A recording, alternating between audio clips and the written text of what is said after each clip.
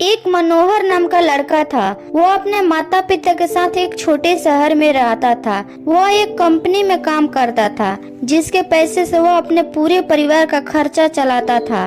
कुछ वर्ष बाद उसका शादी एक रिया नाम के लड़की से हो जाती है। रिया एक बहुत ही लालची औरत थी। उसको जब भी पैसे मिलते थे वह तरह तरह के कपड़े और गहने खरीद लेती थी, और जब भी किसी समारोह में जाती थी तो हमेशा नए नए कपड़े और गहने पहनकर जाना चाहती थी। जब उसके पास नए कपड़े और नए गहने नहीं रहते थे तब वो अपने पति मनोहर से जिद करके खरीदवा लेती थी। उसकी लालच से उसका पति भी तंग आ गया था। मनोहर हमेशा रिया को समझाया करता था कि हमारी कमाई उतनी नहीं है कि मैं तुमको हर समारोह में जाने के लिए अलग अलग तरह तरह के कपड़े और गहने खरीद कर लाया करूं।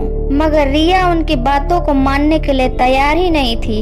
एक दिन जब रिया किसी समारोह में गई थी तब उसकी एक सहेली मनीषा उसके घर पर आई। मनीषा ने रिया के सास से उसके बारे में पूछा तो रिया की सास ने मनीषा को सारी बात बताई।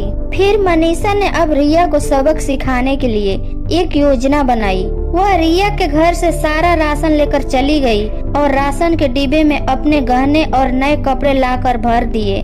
जब रिया समारोह से वापस आई तब वह किचन के डिब्बे में गहने देखकर बहुत खुश हुई। जब रिया शाम को खाना बनाने गई तब उसे राशन नहीं मिला। तब वे अपने सास से पूछा कि सारा राशन कहाँ गया। तब उसकी सास ने कहा, मैंने तो सारा राशन और धान का सारा सामान बेचकर तुम्हारे लिए गहने और कपड़े खरीद लिया है। तुम बदल बदल कर हर दिन नए पहनना। फिर रिया बोली, मगर खाने के बिना मैं गहना और कपड़ों का क्या करूंगी। तभी उसकी सहेली मनीषा आई और उसने रिया को सब कुछ बताया कि तुमको सबक सिखाने के लिए ये सब किया गया है। अब रिया को समझ में आ गया कि जीवन जीने के लिए सबसे ज्यादा जरूरी भोजन होता है, न कि बदल बदल कर गहने और कपड़े।